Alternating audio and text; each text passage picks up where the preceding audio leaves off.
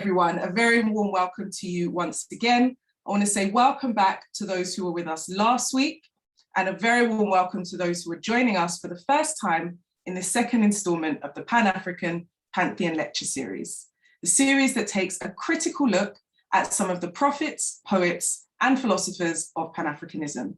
My name is Akaita Alfred, and I'll be your host and moderator for tonight and the series. Just before we start, I want you to let me know in the chat which part of the world that you're logging in from. I'm based in London, in the UK. As this is a truly international event, let's just take a moment to see who's represented in the house tonight. So let's have a look where we've got people. We've got someone from South Africa, welcome. Lovely to see you. Someone else in South Africa also. Hello, we've got London, Cape Town. Oh, they're coming in quite quickly. UK, New York, welcome, welcome. Where else? And Tobago. From? If we could also make sure we're on mute, as I was at the beginning, please, thank you. London, soon to be in Ghana, amazing. Okay, wonderful.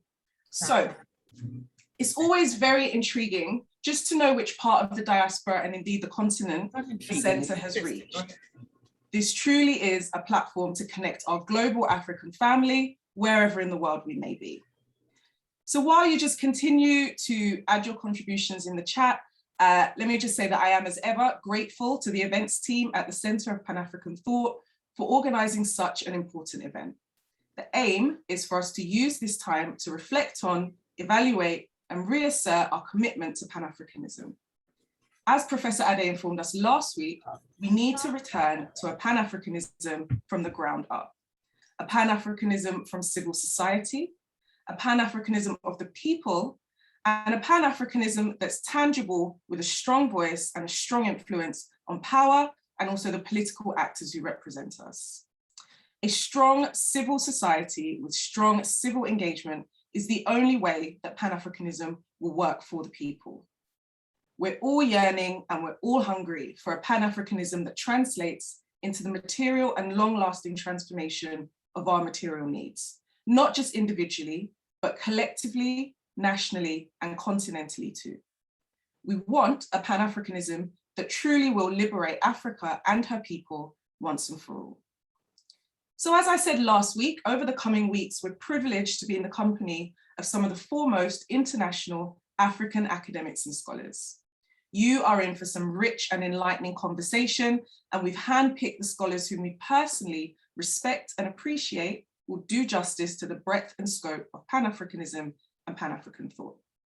It is their eye, their research, and their labor in examining some of Pan-Africanism's biggest and hidden icons that make this program so important. We promise, in fact guarantee, that you will leave the lectures clear on histories, philosophies, ideologies, and the major tenets of Pan-African thought. Just before we kick off, and I introduce our speaker for the evening, so that the lecture feels a little less virtual, you are very welcome. You're actually encouraged to stay on camera so that our speaker can see you, but please do make sure that you stay on mute until the Q&A. Also, it would be lovely to see lots of conversation and dialogue happening in the chat. Our philosophy is to inspire and learn together. So please don't be shy with your reflections on the content. Be as interactive with the other members and attendants as you wish to be. Don't hold back on sharing your knowledge, your experience, and your ideas with us while the talk is underway. Lastly, before we bring Andy to the stage, if you are going to be active on social media tonight, please tag us on Twitter at PanAfrican UK or on Instagram at PanAfrican Thought. Doing this just helps us to share the work that the Centre is doing and also encourages those who couldn't attend to make sure that they attend next time. And judging by all the new faces and names that I can see, doing that last week seems to have paid dividends this week. So without further delay, let me introduce you to Professor Andy Knight. Andy is a political scientist and a professor of international relations in the political science department at the University of Alberta in Canada, as well as a fellow of the Royal Society of Canada. He has written and edited several books on global politics, the United Nations, building sustainable peace and regional integration movements. His most recent books include Female Suicide Bombings, A Critical Gendered Approach, and remapping the Americas trends in region making. In his talk, we'll be exploring the politics of Pan-Africanism through the life and times of a less popular, but also very important politician and diplomat from Jamaica called Dudley Thompson. So please give a very warm virtual welcome to Professor Andy Knight. Thank you very much, Akeda. I'm going to try to share my screen with you and begin a presentation here. Let's see if we can do that now.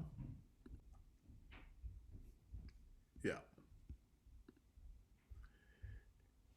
Yeah, so last week we had the privilege of listening to Professor Advaggio talk about his chapter and his introduction to the book, The Pan-African Pantheon, Prophets, Poets, and Philosophers. And in chapter 1 of that book, Professor Advaggio pointed out that over the past 5 centuries, Africa and its diaspora have been engaged in the exclusive quest to attain the 3 magic kingdoms of peace and democratic governance, socioeconomic transformation, and cultural equality. Now, this has been a major struggle for Pan-Africanists over the past number of decades, since Pan-Africanism became an ideology, if you will. Now, at the base of the struggle has been a fundamental ideological premise that Africans on the continent and those outside the continent share a common history and destiny. Pan-Africanists from the Caribbean, for example, share this ideology with continental Africans, but they have also added they also have had the added indignity of being physically dispossessed by the transatlantic slavery. They were ripped from the womb of Mother Africa by the colonial powers and left to fend for themselves in the wallowing of the placenta of transfusion of an umbilical cord which remained unclamped from its placenta for many decades. Yet Caribbean Africans were cut off from their rich cultural heritage. They were force-fed on the nutrients of colonialism and coloniality, which left them deficient, dependent, stunted, and underdeveloped, even to the present day. Now, the legacy of this sweltering oppression of slavery in the Caribbean and in the Americas is a historical fact that has created a different lived experience, I think, of forced labor and genocide for African descendants, and particularly those in the diaspora. They've been disconnected in large part from the continent. And as Advaggio pointed out succinctly, there is still a wide geographical, political, economic, and cultural gulf that remains between the continent and its descendants, which cannot be wished away. Now today, I'm going to sort of spend some time looking at Pan-African ideology, which has been the glue that sustained the descendants of African slaves in the diaspora with Africans in the mother country. Sir Hilary Beckles used to use the mother-child analogy in his portrayal of Pan-Africanism. He described continental Africa as the mother, and who has been raped and plundered, and the Caribbean and American descendants of Africa as African children who were manacled and murdered. Today we want to talk about Dudley Thompson because he is one of the lesser known major African Caribbean, I would say Caribbean African scholars and activists, a politician, and you'll see here that he has had a great reputation as a lawyer, an advocate, an intellectual, a war hero, a statesman, a raconteur, and he was a Rhodes Scholar at Oxford University. That's something he shares in common with Professor Ade. Now, Dudley Thompson was, of course, born in Panama, typical of many Caribbean folks, born in one part of the Caribbean, but of Jamaican parents. And he was raised in a place called Westmoreland in Jamaica. And anyone who knows Westmoreland knows that that's the western part of northwestern part of Jamaica, where there is quite a mixed heritage of people from indigenous peoples to Black African individuals to East Indians who came as indentured servants to the Caribbean, etc. He was well educated, of course, and educated at the Miko, a well-known school in Jamaica. He became a headmaster of a rural school at the tender age of 21. He joined the British Air Force in 1939 and fought during the World War of 1939 to 1945. And he was one of the first Black pilots in the Royal Air Force. I think it's important just to have an idea of who this individual was. He was a Rose Scholar in 1945, right after the war. He studied law at Oxford University in the UK. He was the head of the West Indies Student Union at Oxford. He was called to bar in Gray's Inn in London in 1950. But he practiced law in Moshi in Tanganyika. And you'll see that he was heavily influenced by some of the colleagues from Africa who went to school with him at Oxford. He became one of the founders of the Tanganyika African National Union. And this was a union that had spent time preparing legal briefs for the eventual decolonization of East African countries in Africa. He migrated to East Africa mostly on the advice of George Padmore. And many of you might know George Padmore. He's probably a little bit more familiar to you than Dudley Thompson was or is. He used his legal skills to assist in the independence movement in East Africa in the 1950s and 1960s. And he was a major contributor to African liberation movements. We're first working in Kenya and then in Tanzania. He helped to prepare the legal briefs that was used at the United Nations Decolonization Committee, which eventually led to the independence and sovereignty of many East African countries. Now, Dudley Thompson, you may not know this, had a very close relationship with both Kenyatta and Nyerere. First, he met Kenyatta in Oxford in the UK. He spent a lot of time working with these leaders who were considered the first post-independence leaders in East Africa. And he helped to draft, for example, the Tanzanian Constitution in 1964. As I was researching Dudley Thompson's life, I realized that he played a major role in saving the life of Kenyatta when Kenyatta was imprisoned and incarcerated by the British. He put together that legal team, the international legal team that challenged the British hold on Kenyatta. And he really gave a vigorous legal defense of Kenyatta during that period of time, to the point where Kenyatta named him the Burning Spear. And you'll hear about this many times when we talk about Dudley Thompson, where this term, the Burning Spear, was used time and again to describe Dudley Thompson. Now, there's a link between Dudley Thompson as well and Walter Rodney.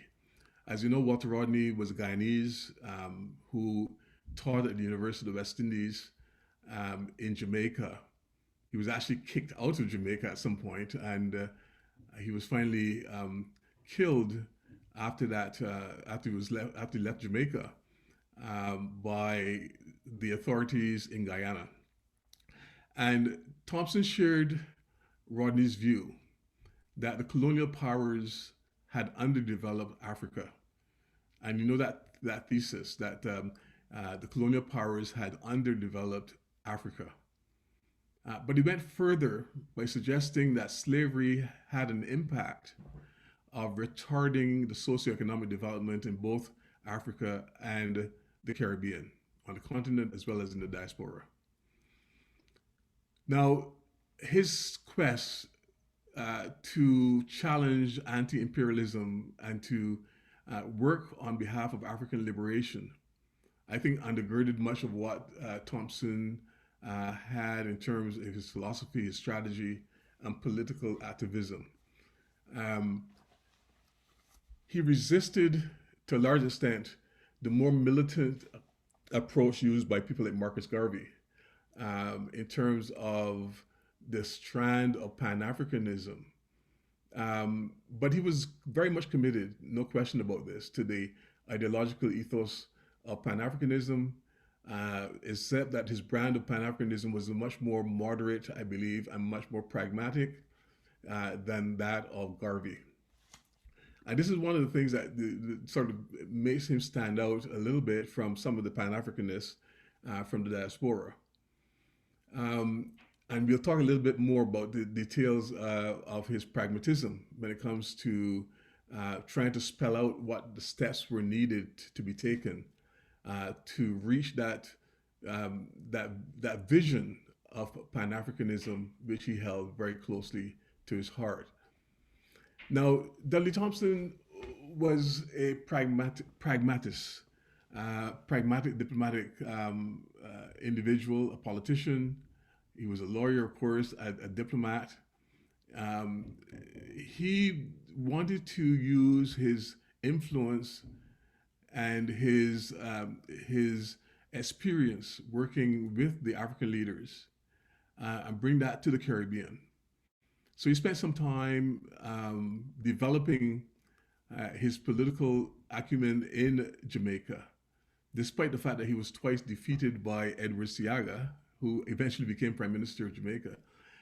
In constituency politics, he never gave up on the political ambitions in Jamaica.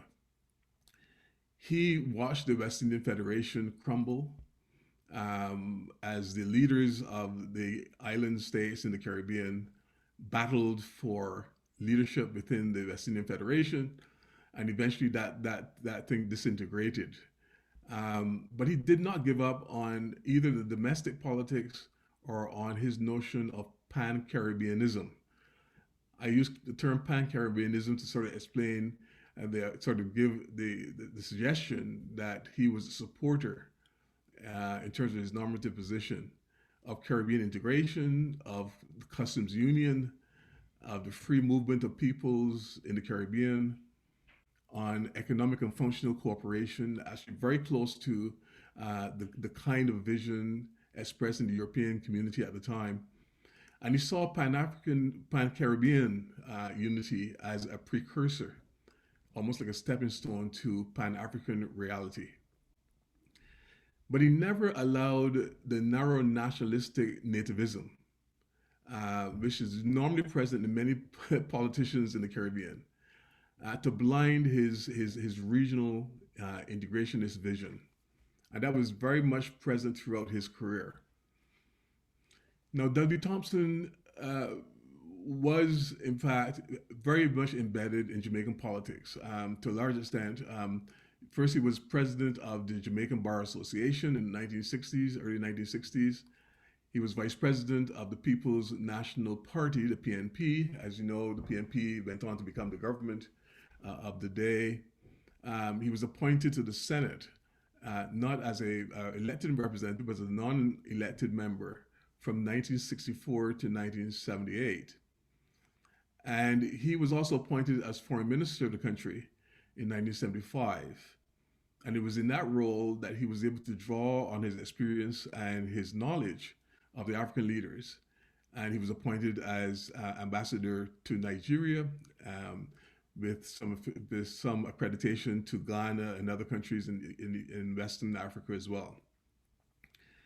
He was also domestically a minister responsible for mining and natural resources from 1978 to 1980. And this was an extremely important position because at the time Jamaica was creating what we'll call a cartel to unify countries that had mineral deposits that were being extracted by European powers. I tried to hold on to some of the benefits of those resources for the countries in the region. He pushed the notion of the new international economic order, very much supported by Prime Minister Michael Manley, who was a personal friend of his, and there were colleagues within the PNP. He played a major role in creating the International Bauxite Association, that cartel that I spoke of before. He was the representative of Jamaica at the United Nations Conference on the Law of the Sea, which was a major shift in the way in which we understood the blue economy. He secured for Jamaica the headquarters as a location in Kingston, Jamaica, of the International Seabed Authority, which is one of the branches of the United Nations Convention on the Law of the Sea. He became, as I said before, Jamaican High Commissioner to Nigeria from 1990 to 1995, and was an advocate of Confederation of Africa, and the notion that Africa needed to be unified into its 6 districts. Normally we speak of Africa as having 5 districts. He considered the African diaspora as forming the 6th district.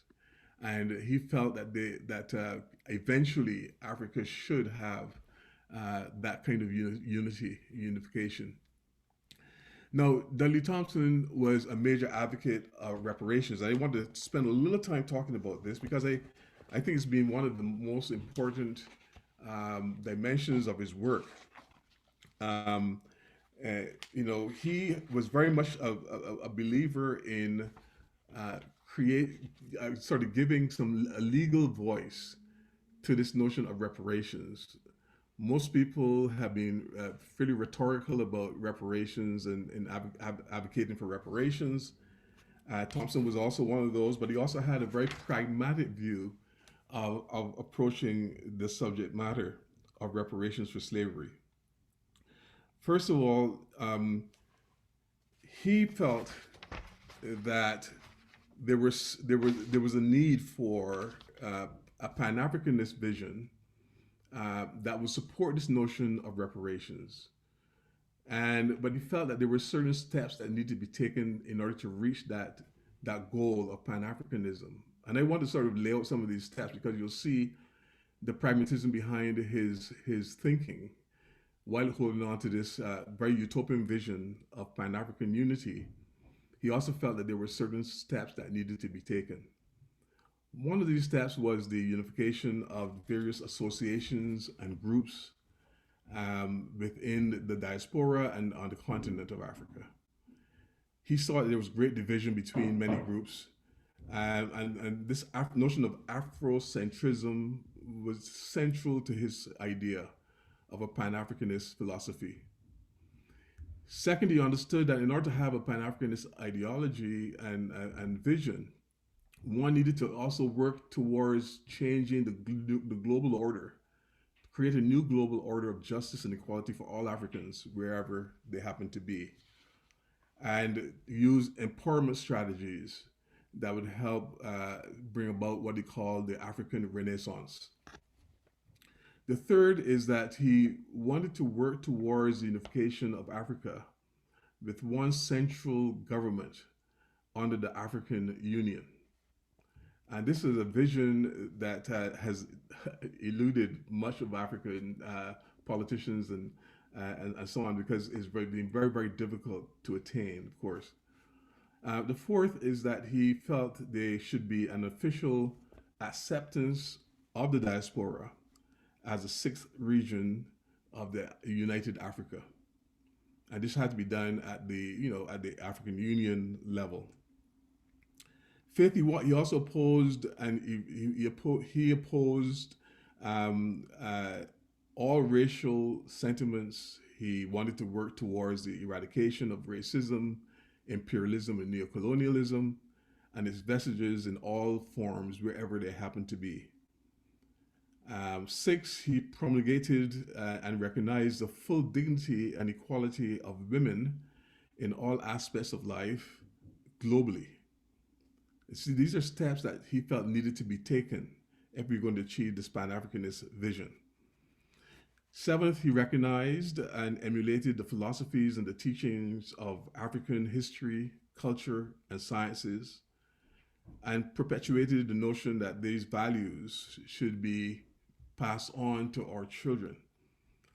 So he was pushing for a different kind of epistemology that's rooted in African history, culture, and sciences to generate the kind of background that would be necessary for this Pan-Africanist vision.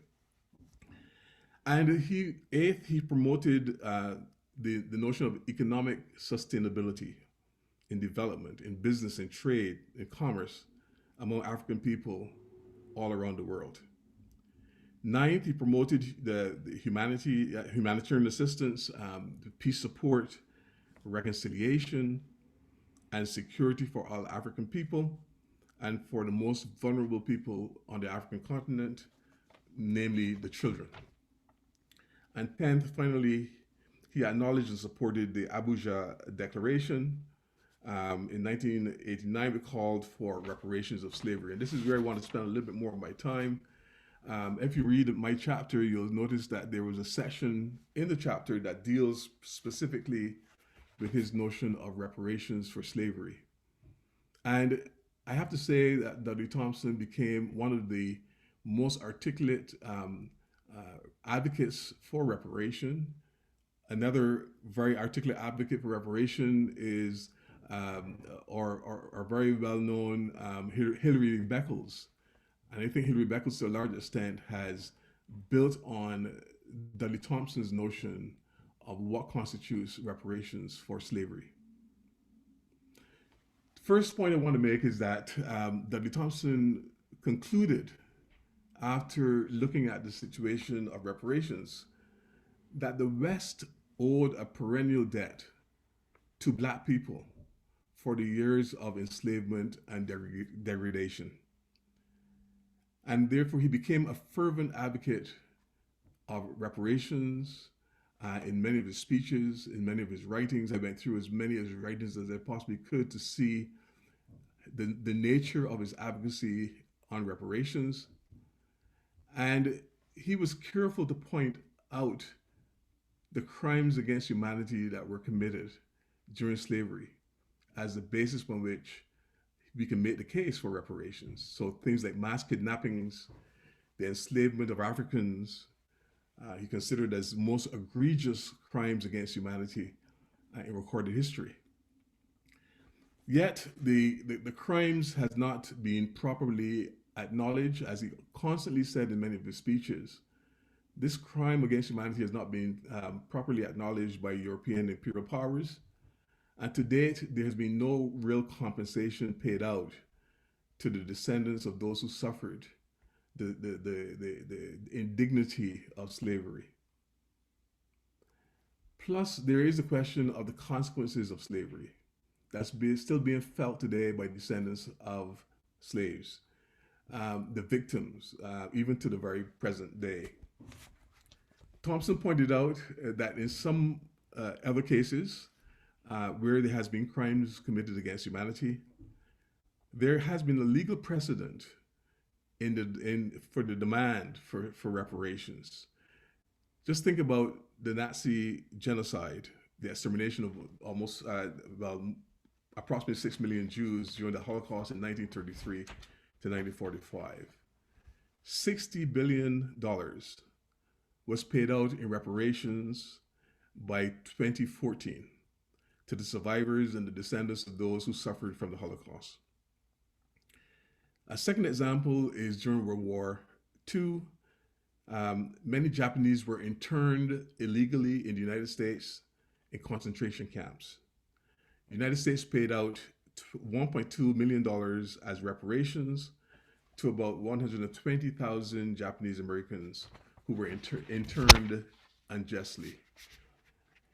The third example are Native Americans, or what we call Indigenous Americans and Canadians, who have received over $1.3 billion in reparations and large areas of land that were stolen from them, then became returned to them to some indigenous groups, I should say, by the American government. We've had a similar case in Canada where the Canadian government has also given reparations to some of the indigenous groups in Canada. The fourth example is in Poland, where the Polish government received $440 million plus land concessions from the Germans, who used Poles as slave labor during World War II. The fifth example he points to is the Nunavut Inuit peoples who requested $1 billion as compensation from the Canadian governments for the Canadian government's failure to live up to its obligations of the Nunavut land claims agreements. They did not get exactly what they asked for, but at least 19,000 Eskimos who inhabited Canada's eastern Arctic region received legal title to 136,000 square miles of Arctic land and about $700 million over 15 years. Now, there's a new debate brewing in Canada right now about how we are going to address, and by this, by us, I mean the Canadian government, is going to address the fact that there has been over 1,000 unmarked graves being found recently, places where there were indigenous children buried by the Catholic Church and by Catholic Church officials who ran the residential schools in Canada. So there's a possibility that Canada will through his Truth and Reconciliation process, grant reparations for that. Those examples just simply point to Thompson's tireless argument for the case that slavery was one of the most egregious international crimes and therefore ought to be recompensed. Europeans forced Africans to become slaves. They cut them off from their culture, their language, their religion, their families. They put them in foreign lands, and for this atrocious crime, no amends have really been made. No real apology has been issued. Indeed, British slave owners received compensation for the loss of their property, so-called. I think Hilary Beckles points this out in his book on the Black Slave Society, that the British bent over backwards to pay the slave owners for the loss of their property when slavery was abolished, but never thought to give anything to the slaves who worked for free for so many years. And as a lawyer, Thompson understood how to make the legal claims for reparations for slavery. He talked incessantly about the uprooting of Africans from their homes, the mass capture, the horrors of the Middle Passage, in which 1.8 million people perished in the Atlantic. He talked about forced labor and the unpaid labor, the chattelization of Africans in the New World, the extermination of their languages and their culture. He sort of formed a contest, or framed a contest, I should say, of the crimes against humanity that were committed: murder, extermination, enslavement, deportation, and many other inhumane actions. According to international law, those who commit these kinds of crimes against humanity ought to pay reparations. And those reparations can be paid not only to the victims, but also to the descendants of victims. And such claims can also be brought against governments and companies that promoted and benefited from slavery and the institutionalization of this practice and its legacy. One cannot ignore the long-term intergenerational impact of slavery either on many African and African descendants. Anthony Gifford, I mentioned this in my chapter, that Anthony Gifford was one of the British human rights lawyers who argued As a result of slavery, um, the African continent was destroyed. The flourishing civilization in Africa was destroyed. Um, Order systems of governments were brought down. Millions of the strongest, most productive African citizens were forcibly removed from the continent. And in the Americas, including in the Caribbean and Latin America, the system of slavery gave rise to poverty, to landlessness, to underdevelopment, the crushing culture of the crush of the culture of language and culture, the loss of identity, and the inculcation of inferiority complexes, self-hate among blacks, and the notion of white supremacy, and the perpetuation of a racist mindset in many parts of the diaspora, especially in the United States of America. Now, Gifford argues that all of these factors continue until this present day to affect the prospects and the quality of Black people's lives. And how can one dispute this proposition? Scientists today are beginning to acknowledge the intergenerational impact of slavery on health and on the health of the descendants of slaves. So, for example, non-communicable diseases, NCDs, are now very common among African Americans and Caribbean populations. COVID-19 has been a very eye-opening example of the disproportionate way in which a pandemic can affect people of color. And according to the Pan-American Health Organization, PAHO, the Caribbean has the highest rates of deaths from heart disease, from diabetes, from hypertension, and the like. Why? Because poor diet of salted, fatty pork, corn, rice, high in starch, high in sugar, sugary drinks have been used from the days of slavery, and people just simply acquired a taste for it. And so intergenerations we've seen a trend towards undernourishment, poor health, and poor health outcomes for millions of people in the diaspora. And then, of course, there's the psychological and the psychosocial impact of the institutional slavery that Thompson pointed to.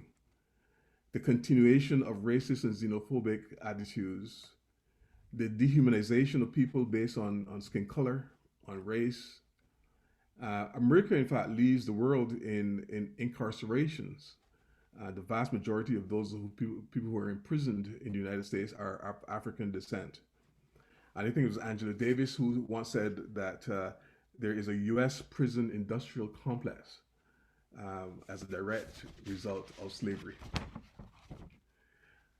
I'm going to end here, and hopefully we open up to some questions. But I just wanted to add that, as Thompson has reminded us time and time again, particularly after the Abuja Declaration and the Dakar Summit, that the debt of slavery has yet to be paid. I think he used this term over and over again in many of his speeches and writings. The debt of slavery has yet to be paid. It could be paid in terms of capital transfers. It could be paid in terms of debt cancellation. These are some of the things that we can talk about in our question and answer period. But also we have to bear in mind as well that the artifacts, the goods, and the traditional treasures that were stolen from Africa and that find themselves in the West, stolen by individuals and countries in the West, must be returned to their rightful owners. And finally, the international system as a whole has to be restructured in a way that brings about reparatory justice. Perhaps we can talk about the creation of a permanent seat on the UN Security Council for African countries represented there.